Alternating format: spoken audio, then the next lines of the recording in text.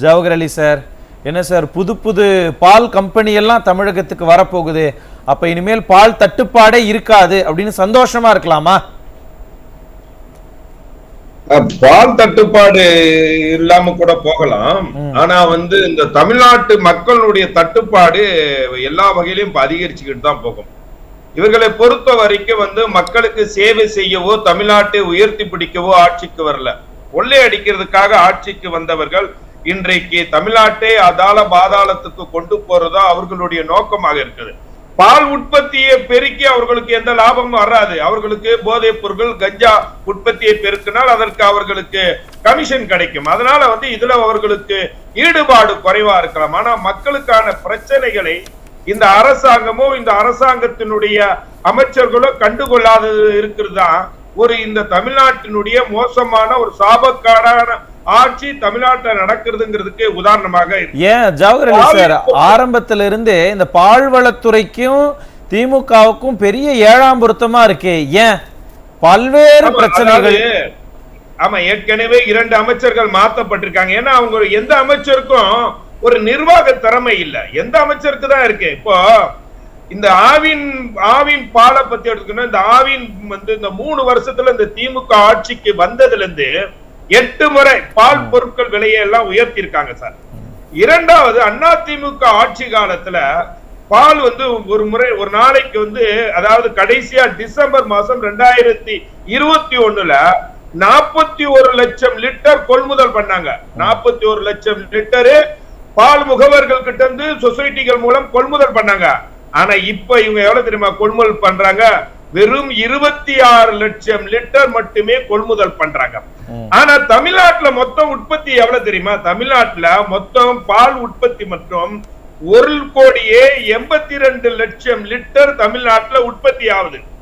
இப்ப 26 லட்சத்தை குறைச்சி மிச்ச பால்கள் எல்லாமே 1,50 லட்சத்துக்கு மேல லிட்டர் பால்கள் எல்லாமே தனியார்களுக்கு தான் விற்பனை செய்யறாங்க. ஏன் விற்பனை செய்யறாங்க?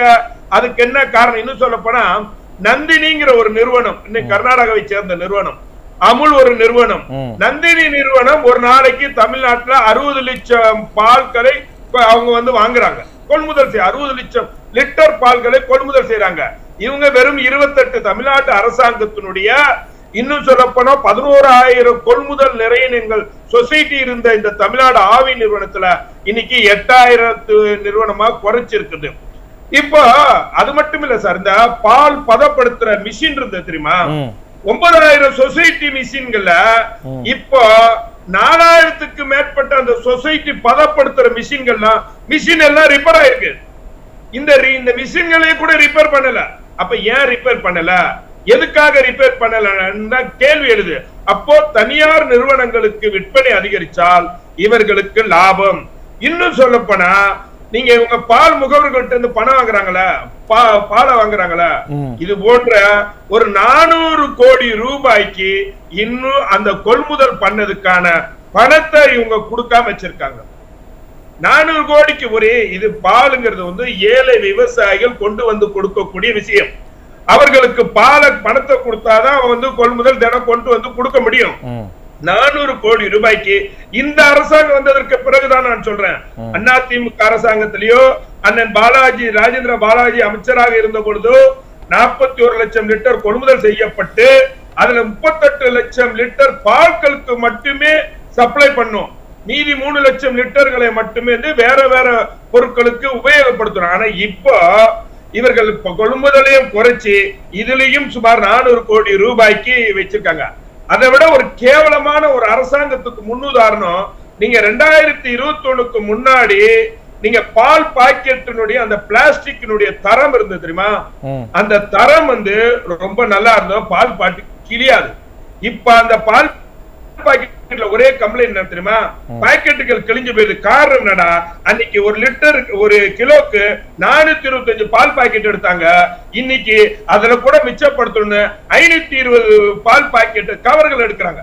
அதுல மிச்சப்படுத்தணும், எதுல மிச்சப்படுத்தணும் நிலைமை இல்லாம 520 பால் வைக்கிறாங்க. இது இல்லாம நீங்க ஒரு முக்கியமான ஒரு விஷயத்தை குறிப்பிட்டீங்க. யாரெல்லாம் பால் உற்பத்தியாளர்களோ அவங்களுக்கு காசு கொடுக்கல அரசு அப்படின்னா, அப்ப காசே வரலன்னா எப்படி அவங்க ஆவினுக்கு கொண்டு வந்து சொசைட்டில வந்து பால் ஊத்துவாங்க? கண்டிப்பா பிரைவேட்டுக்கு தானே கொண்டு போய் ஊத்துவாங்க பால் உற்பத்தி செய்யறவங்க. இவங்களுக்கு கொள்முதல் விலையும் மத்த தனியார் நிறுவனங்கள் கொடுக்கறத விட 8 ரூபாய் கம்மி. தனியார் நிறுவனங்கள் 8 ரூபாய் அதிகமா கொடுத்து வாங்குறாங்க, இவங்க 8 ரூபாய் கம்மியா கொடுக்கறாங்க. அப்படி இருந்தும் கொள்முதல் விலையை கொடுக்கறது இல்ல. இதை விட இன்னொரு கேவலம் என்ன சொல்றாங்க, ஆவி நிறுவனத்துல குழந்தை தொழிலாளர்களை வெய்யலையில் வைக்க கூடாதுன்னு தடை செய்யப்பட்டது. ஆவி நிறுவனத்துல குழந்தை தொழிலாளர்களை வச்சு அவங்களுக்கு சம்பளம் கொடுக்காதனால அவர்கள் போராட்டத்தை நடத்தினார்கள், ஆர்ப்பாட்டத்தை நடத்தினார்கள். இப்படி ஒரு கேடுகட்ட ஆட்சி தான் இருக்கு. நான் இன்னொரு விஷயத்தை சொல்றேன். அதாவது நீங்க சொல்றீங்க இப்ப அமுல் நிறுவனமா இருக்கட்டும், நந்தினி நிறுவனமாக இருக்கட்டும், தமிழ்நாட்டுல மிகவும் பெரிய அளவுல வளர்ந்துகிட்டு இருக்குன்னா அவர்கள் பால் உற்பத்தியாளர்களுக்கு தகுந்த விலையை கொடுக்கறாங்க, உடனுக்குடன் பணம் கொடுக்கறாங்க.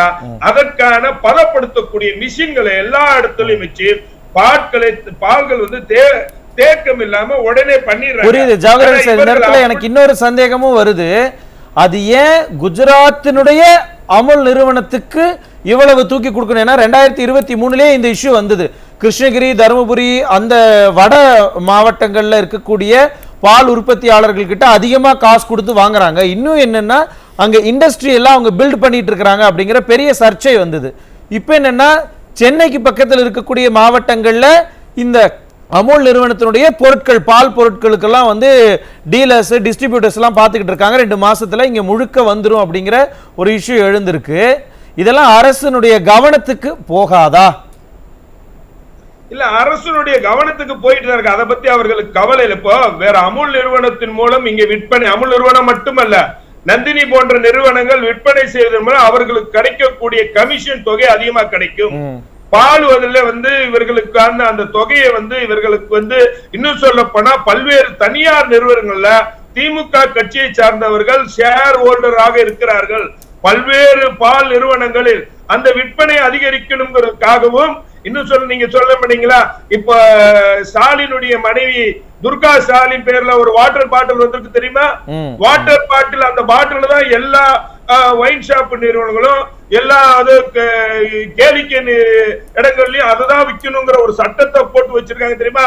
அது போலதான் தனியார் அவர்கள் ஷேர் ஹோல்டர்களாக இருக்கக்கூடிய தனியார் பால் நிறுவனங்களுக்கு விலை, அதாவது வந்து உற்பத்தி மட்டுமில்ல அதை விற்பனையை அதிகரிக்கிறதுக்காக இன்றைக்கு தமிழ்நாட்டினுடைய ஜீவாதாரமான மக்களுடைய, ஏழை மக்களுடைய ஒரு நலன்களை பாதுகாக்கக்கூடிய ஆவி நிறுவனத்தை அழிக்கக்கூடிய வேலைகளில் இவர்கள் ஈடுபட்டு வராங்கன்னா இதை விட ஒரு கேடுகட்ட ஆட்சி தமிழ்நாட்டில் இருக்க முடியாது. குழந்தைகளுடைய பால்ல கூட இந்த மாதிரியான ஒரு அரசியல் நடக்குது அப்படிங்கறத பத்தி இன்னும் நம்ம விரிவா பேசலாம்.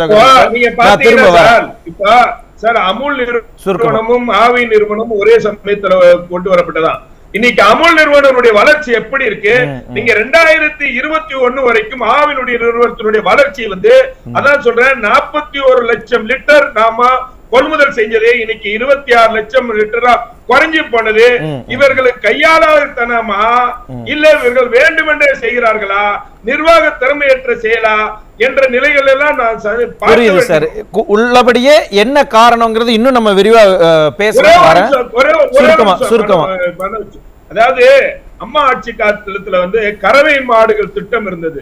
கறவை மாடுகள்லாம் ஊக்கப்படுத்தி அதை பால் தயாரிப்பை ஊக்கப்படுத்துறதுக்கான அந்த தொகையை கொடுத்தாங்க. கறவை மாடு, ஆடு மாடுகள்லாம் கிராமப்புறங்களை வளர்ந்து கொடுத்ததுனால உற்பத்தி நிறைய வந்து ஆவி நிறுவனம் அதை முழுசா நிறுத்திட்டாங்க.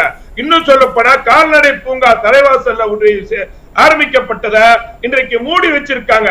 இது எல்லாம் வேண்டுமென்று செய்து தமிழ்நாட்டு மக்களுடைய நிறுவனமான ஆவி நிறுவனத்தை அழிச்சு கொண்டிருக்கிறார்கள் இந்த அரசாங்கம். புரியுது சார், நான் திரும்ப வரேன். இல்ல, இந்த பாலை பொறுத்த வரைக்கும் கோடிக்கணக்கான ஏழைகளுடைய வாழ்வியலாகவும் இருக்குது, வாழ்வாதாரமாகவும் இருக்கு. பால் இல்லாம குழந்தைகள் வாழ்வியலாவே இருக்குது, வாழ்வாதாரமும் கோடிக்கணக்கான கிராமப்புறங்களுக்கு வாழ்வாதாரமா இருக்குது. அந்த அப்படிப்பட்ட அந்த ஆவி நிறுவனம் நீங்க சொன்ன மாதிரி அது ஒரு அரசு இவர்களுடைய கையாளாகத்தனத்தால அழிஞ்சு போவது வந்து உண்மையிலே வந்து ரொம்ப வேதனையாக இருக்குது. இது வந்து முழுக்க முழுக்க ஒரு அரசு நிர்வாகம் என்பது ஒரு எல்லாத்தையும் பேலன்ஸ் பண்ணணும். மக்கள் கிட்ட இருந்து ஒரு பொருளை வாங்கி அதை சரியான விலைக்கும் கொடுக்க வேண்டும், அதை எப்படி அதற்கான நஷ்டஈடை நாம அரசாங்கம் செலுத்தணும். அதை விட்டுட்டு முழுக்க லாப நோக்கத்தோடு பார்த்து கொள்ளையடிக்கிறதும் கெவின் கேர் போன்ற நிறுவனங்கள் வளர்ச்சி அடைவதற்காக அவர்கள் ஊக்கப்படுத்துவது இது ஒரு மோசமான. நான் கேட்கிறேன் சார், ஆவி நிறுவனத்திலிருந்து நீங்க கடைசியா பாத்தீங்கன்னா சப்ளை பண்றதுக்கு இந்த வாகனம் இருக்குதுல்ல, நான் என்ன முழுக்க தெரிஞ்சு அந்த வாகனங்கள் பாதிக்கு மேல வாகனம் சப்ளை பண்ண முடியாம ரிப்பேர் ஆகி கிடக்குது. அதை கூட இவங்களால வாங்க முடியல, சரியான நேரத்துக்கு போய் சப்ளை கொடுக்கல. இன்னும் சொல்ல போனா நம்ம சகோதரர் கூட சொன்னாரு, இந்த பச்சை பால்ல ஒரு சதவீத கொழுப்பு, அதற்காக எங்களுடைய பொதுச்செயலாளர் எடப்பாடியார் பெரிய போராட்டத்தை நடத்தியதன் விளைவாக மறுமுறை அதை மாத்தினாங்க. அதுலயும் ஒரு கொள்ளை அடிக்கிறதுக்கு பார்த்தாங்க. இப்ப பாருங்க எதுல கொள்ளை அடிக்கிறாங்கன்னா, இந்த பால் கவர் பாக்கெட்ல முன்பு 425 பாக்கெட் எடுத்துக்கிட்டாங்க ஒரு கிலோக்கு, இப்ப 520 பாக்கெட் அந்த ஒரு அதுல அடிக்கிறாங்க. அப்ப அதனுடைய தரம் குறைஞ்சு போயிடுது. அப்ப என்ன தெரியுமா, இப்ப கிழிஞ்சு போகுது. எப்படி எல்லாம் தரத்தை குறைச்சி மக்களை ஏமாத்தி கலரா பால்களை வித்து இருக்கிறாங்க. நான் கேட்பதெல்லாம் ஆவினோ அமுலோ எந்த அமுல் நிறுவனம் இருக்கு சார், இங்க உற்பத்தி அதிகமா பெருக்கணும், இன்னும் அதிகமாக்கணும். ஆனா ஏற்கனவே அதிகரிச்சு 1,80,00,000 லிட்டர் பால்கள் உற்பத்தி ஆகும்போது இவங்க வெறும் 30 லட்சம் குறைவா வாங்கும்போது மீதி பால்களை அவர்கள் உற்பத்தியாளர்கள் யார்கிட்ட விற்பாங்க? அப்போ அமுல் வந்தால் என்ன, நந்தினி வந்தால் என்ன, எந்த நிறுவனங்கள் வந்தால் என்ன, உற்பத்தியாளர்களுக்கு கிடைக்கும் போது அவர்களுக்கு தானே கொடுப்பாங்க. அதுதானே நியாயம், தர்மம். அப்ப இந்த அரசாங்கம் என்ன செய்யணும்னா, முழுக்க உற்பத்தியாளர்களிடம் சரியான விலை கொடுத்து, அரசுக்கு நஷ்டம் ஏற்பட்டாலும் அந்த உற்பத்தியாளர்களிடம் சரியான விலை கொடுத்து வாங்கி அந்த உற்பத்தி திறனை பெருக்கி ஏழைகளுக்கு மக்களுக்கு சரியான விலைக்கு கொடுப்பதுதான் நல்ல அரசாங்கம். நன்றி சார். அதை பண்றாங்களாங்கிறத நம்ம பொறுத்திருந்து பார்க்கலாம். தரத்தினுடைய உச்சகட்டம். நன்றி சார்.